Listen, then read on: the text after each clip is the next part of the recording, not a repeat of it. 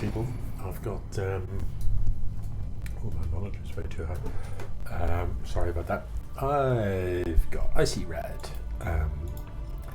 versus Steveasaurus. This is a round 2 game that's been sat in my inbox for quite some time. We're on 16-bit.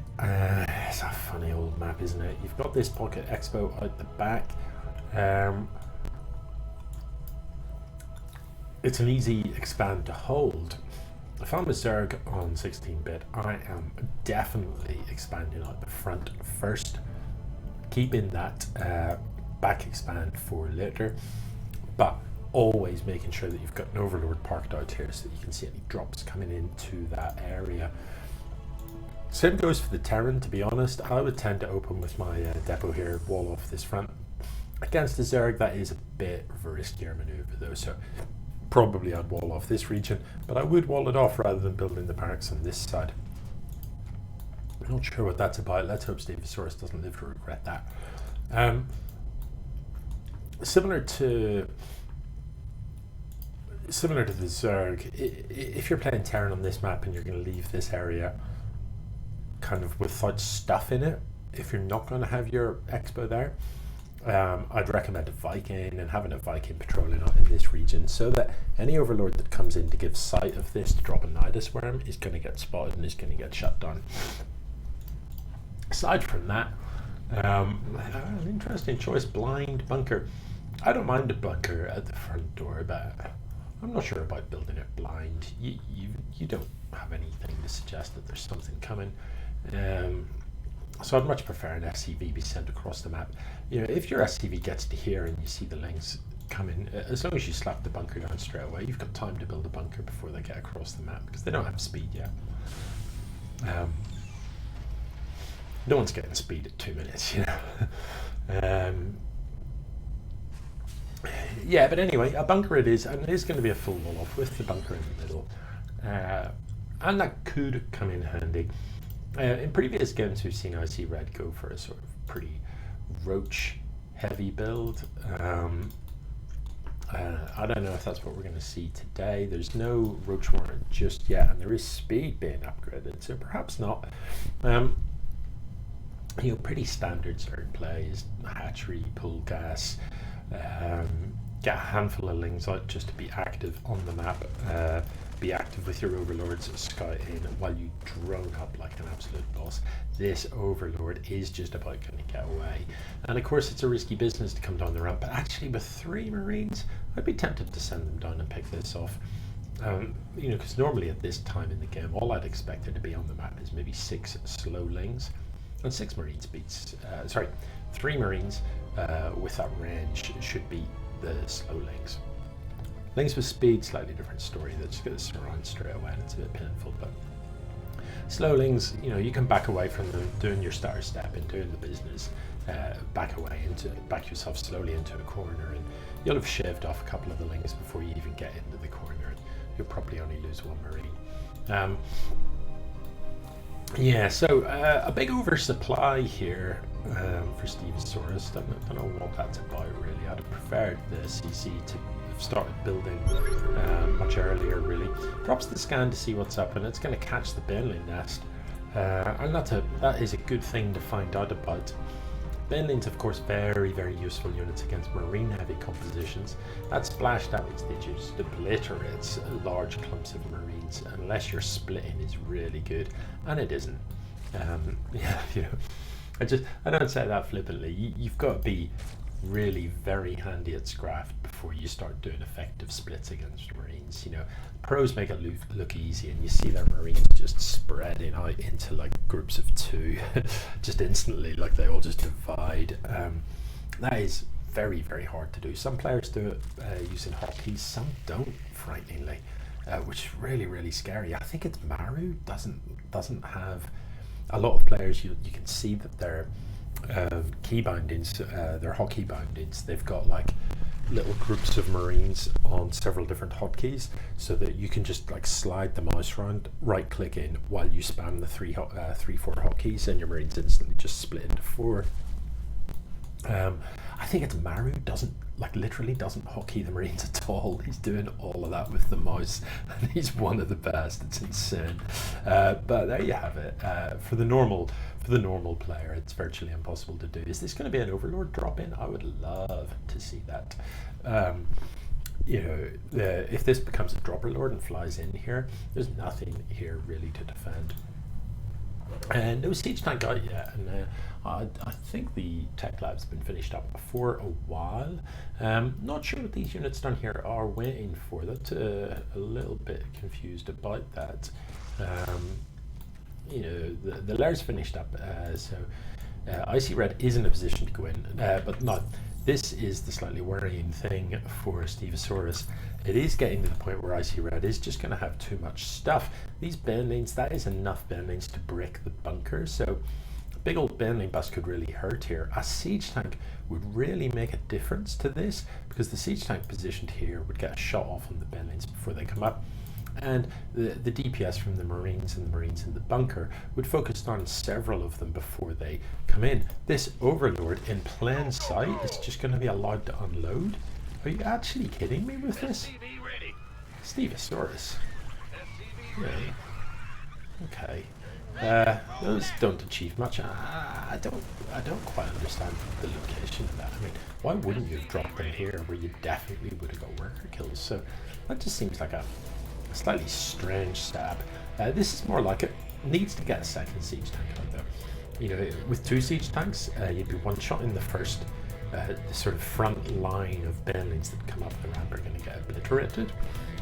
Whereas with only one siege tank, it's going to hit the first bending, and the splash is going to hurt the next few.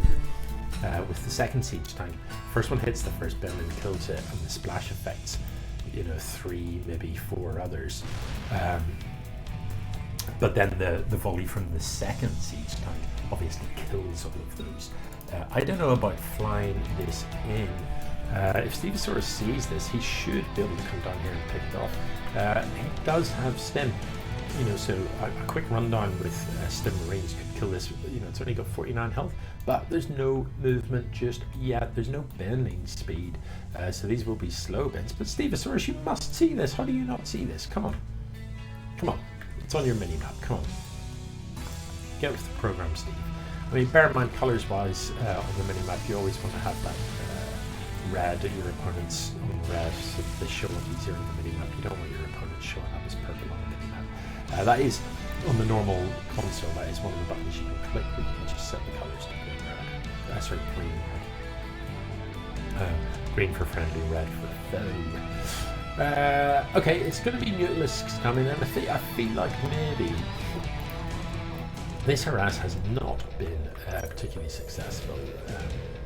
You know, nothing really done apart from those 2 workers, which have quickly been replaced. There's still full saturation, so hasn't really achieved much.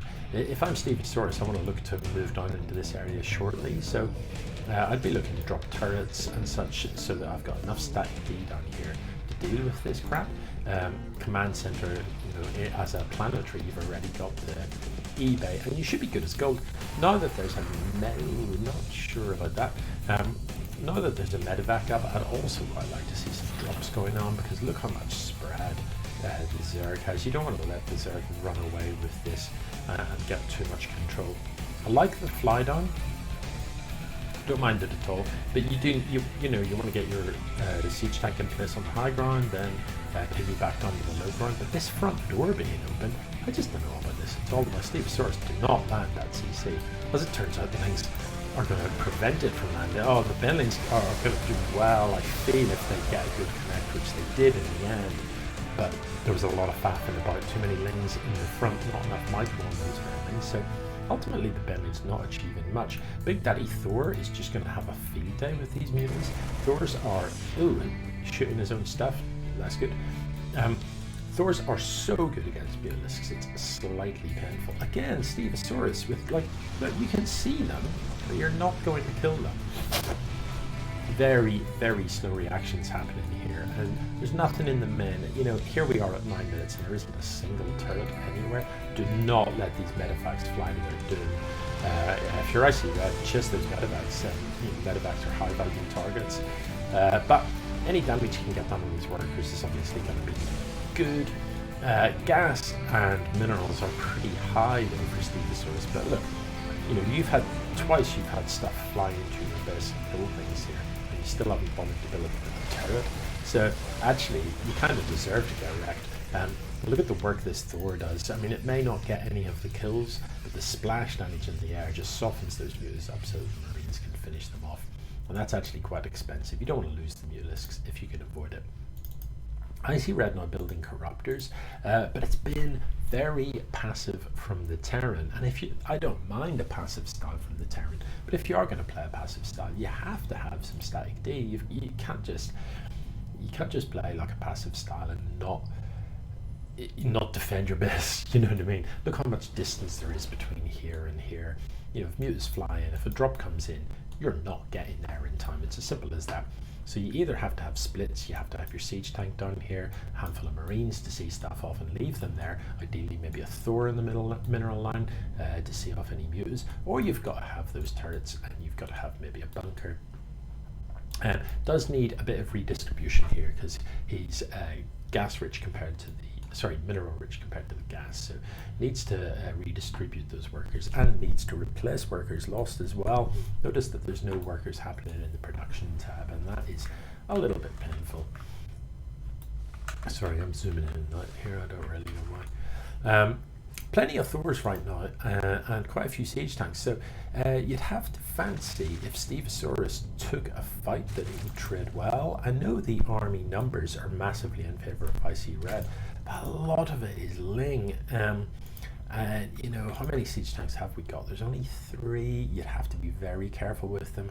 Thors, Marines out the front, having to stim the Marines and run from the Benlings would be a bit painful, but these Thors will soak up a lot of Benling connect, and that's kind of a job well done. Look at this. I mean, now you're getting hassle from one mutalisk, and you're going to send your entire army. Don't be that guy, Steve. It's one muta. 1 is the number of mutalisks it is. Why? What, you've sent 4 Thors to deal with 1 mutalisk, and this front door is now just wide open. Now is the time to go, Icredd. You've just seen the army turn out. Why wait? I feel like that's a missed opportunity. You know, you've just seen all of those Thors turn up just to fight 1 mutalisk. If ever there was a time to hit your run, that was it. But in desperate need of bending speed. There's going to be Broodlords on the map soon, and that will end this game. So siege tanks getting 1 good volley off. Oh, don't. No. Yeah. Once you've committed that hard with the Lings, I mean, you really need to stay in the fight. The siege tanks will be doing friendly fire damage, and all sorts of stuff will be happening. But these Benlings with thought speed, you know, they eventually would have connected with their targets, because of course the AI focuses the nearest target first. So the Lings would have been taking the beating for the Benlings to make that connection, which they would have done. The Thors possibly would have stood strong, but you would have stripped out the entire rest of that army. As it stands now, it could get painful, but you feel only 2 Broodlords, but you feel like this Zerg army is going to be bolstered enough to deal with this. The Corruptors are going to focus on the medevacs. Oh man, bad, there's 5 Broodlords, this is over. You know, the siege tanks aren't sieged up, so the Benlings and the Lings are actually going to do extremely well, and this is just going to get mopped pretty painfully. So, you know, a fair old reduction in the numbers in the ground, but without the siege tanks sieged, just no splash damage whatsoever. I didn't see any stims go down on the Marines either, so, you know, the DPS from the Marines wouldn't have been as high as it should have been, and there's just too many broods coming to deal with, although I'm not sure that they really contributed to that fight in the end. So it looks like this is going to be the end, and I don't know, Steveasaurus, you had a lot of money in the bank for quite a while.